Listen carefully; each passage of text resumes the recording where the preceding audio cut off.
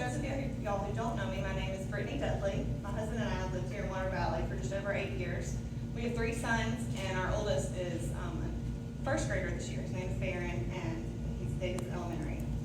Let me start by saying thank you guys for giving your time to be in this leadership position. We're obviously living in unprecedented times, and I'm sure y'all feel enormous pressure with all the decisions you're faced with. But I do believe each of you were voted onto this school board for one very specific purpose: to make decisions that are in the best interest of the students of Water Valley. And I cannot believe anyone could think making children spend 7 to 8 hours a day with a mask covering their mouth and nose could in any way be good for them. To begin with, I want to talk about the mask that they're wearing. It literally says on the boxes of disposable masks and the packaging of many cloth masks that they're not intended for medical use, and they do not protect against transmission. Masks do not work to stop particles the size of a virus. There have been numerous studies showing that a non-surgical face mask does little to nothing to slow the spread of COVID, and that's only if it's worn consistently and correctly. There's no way you believe these children are wearing their masks consistently and correctly all day. They're playing together at recess and PE, using the same bathroom in groups, eating side by side, riding buses together. And you think with all of this that a cloth mask is going to prevent them from spreading this extremely contagious virus? Not likely. But not only is masking our children extremely unlikely to prevent COVID, it's harmful to our kids, both physically and emotionally. I'm obviously not a medical professional, and when researching these topics make things even more difficult for every article you read about how harmful they are, there's another article about how safe they are for children. So with such conflicting information and a media that is untrustworthy, I have to go with my own intuition and common sense. And there's no way restricting a child's ability to breathe could be good for them. Many children are suffering from headaches, fatigue, discomfort, and skin irritation, just to name a few. And even if their masks are getting washed daily, the amount of sweat, spit, dirt, and germs that builds up on them throughout the day is disgusting. They're a breeding ground for bacteria and fungus. A friend of mine's daughter came home almost every day last year with ketchup on her mask. The kids are all going to the bathroom, touching their masks along with everything in the bathroom, and then they're putting it back on their face to breathe in all day long. I can't comprehend how anybody could think this is a good idea. So beyond the harmful physical aspects wearing the mask brings to the table, let's talk about the mental. The first time I had to check Darren out of school last year, he was in kindergarten. I walked into the school and I saw kids in complete silence, marching down the lines in the hall with masks on, and it hit me like a slap in the face. There were no smiles to be seen, no laughs, no sweet little whispers. When I got back into the truck with my husband, I couldn't even talk about it without tears coming to my eyes. It was like a third world communist country. What are we doing to these poor children? Life is short and kids are only kids once, and making them spend their childhood in masks is cruel. And at the risk of sounding dramatic, it's inhumane. I believe one of the most essential and important things we humans have here during our short time on earth is relationships. And how can these teachers and kids build a relationship when the part of the body that we communicate with, show expressions with, is covered up?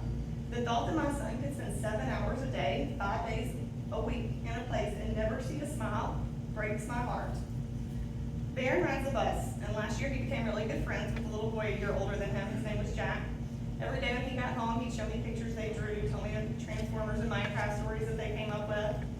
One day, several months into the year, a thought hit me and I asked Barron, "Have you ever seen Jack's face?" And do you know what his answer was? No.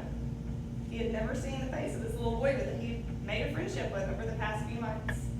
In what world is this okay? These early childhood years are shaping our kids into who they will become, and I do not want Barron to be deathly afraid of germs and to be fed the lie that the air is toxic and that everybody's sick. And I don't want my kids raised in an environment where they're sacrificing human interaction and relationships because of the decisions made by those in positions of authority. As far as the aspects of teaching and learning in a mask goes, and I don't want to dwell on this, just touch on it, the school's #1 priority in the lives of the students is obviously to educate them. Masks are hindering and crippling the teacher's ability to teach and the student's ability to learn. Again, I'm here as the mom of a first grader, but he's learning letter sounds. He's learning to read. He's learning how to figure out emotions. And seeing each other's faces is vital for all of these things. And back to the root of the problem, I don't even think I've said the whole word yet, coronavirus. It's tragic. It's a very tragic virus, and I don't want y'all to think that I'm downplaying it or don't understand the severity of it. I hate it, and I hate what it's done to this world just as much as the next person. However, we have to look at the facts, and the fact is that COVID poses almost no risk at all to kids. And I don't want to get heavy into statistics, so just bear with me for a second. According to the Mississippi Department of Health website, the death rate in children under the age of 18 from COVID is 0.00124%. It's an extremely low percentage. And then referencing a CDC report, it's the annual deaths among children, and this covers ages 5 to 14. And the COVID data from this report is from 52 weeks ending April 10th of this year, and the other data is from 2018. And these numbers that I'm going to give you are per 100,000 kids. The number one cause was cancer. It was 2.1. Vehicle accidents, 1.9. Suicide, 1.5. Homicide, 0.7. Cardiovascular disease, 0.6. Drowning, 0.5. Flu, 0.3. COVID, 0.2. There are many things that we should be afraid of our children dying from, but COVID is nowhere near the top of that list. A child is more likely to die from the flu than from COVID. I haven't seen a single study that would convince me that COVID is more of a threat to my son than the flu. Why haven't we all gone crazy and made them wear masks during flu season? Why don't we quarantine every kid that has or has been in contact with someone who has the flu?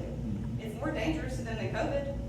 I'm not trying to say that kids won't get sick. That's a part of life. But just because they're getting sick, we can't slap a mask on their face just to make us feel like we're doing something.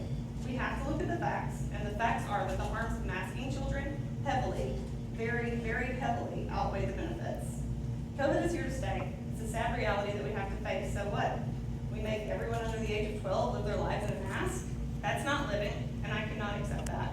Our children deserve better, and we have to do better by them. If nothing I've said thus far has convinced you that masking our children is not in our best interest, then I hope we can at least agree on basic human rights. And the freedom to breathe fresh air is about as basic as any human right can get. It's a right that no one should be able to take from us. To be clear, I mean no disrespect to those who choose to wear a mask or put their children in a mask. If that's what you believe is best for you and your family, then by all means, do what you think is best for you. But what it all boils down to is freedom of choice. Do some people here think I'm crazy and wrong for speaking out so adamantly against this mask mandate? Yes, I'm sure they do. Can I not understand how anyone thinks forcing children to wear masks in school is okay? Well, obviously. But that's just it. We're all different with different thoughts, opinions, and beliefs. And we have to respect those differences and not force our own beliefs on others. No one but me and my husband have the right to make health choices for our children. I truly feel the day that right is taken away, and I'm terrified that this mask mandate is only the beginning. Before I close, I would like to say that I love Water Valley. I love living here, the people here, the atmosphere, the sense of community, pretty much everything about this town. I want to see it prosper, and I believe a big part of that is a successful school system. When I got the message last Friday about the mandate, my immediate thought was, I'm pulling Barron out of school. I'm fixing to start homeschooling. And again, speaking to one of the reasons I love this town, Barron's teacher heard that I was upset about the mandate, and she came and found me at the farmer's market Saturday. She came to console me and just to listen and understand where I was coming from. I can honestly say that if it had not been for seeing how much she actually cared about my son, we probably would have just pulled him from school and been done with it. But the more I thought about it, the more I realized I don't want to just run from this issue. I can't stay silent. And I want to support the school system in this town. So that's why I'm here today. I'm here to be the voice for all of those who feel the same way that I do. I'm here to try my very hardest to make you see another way of looking at things. We're tired of watching our rights, first as human beings, and secondly as parents, stripped away from us. I assure you, we're more than capable of making our own decisions.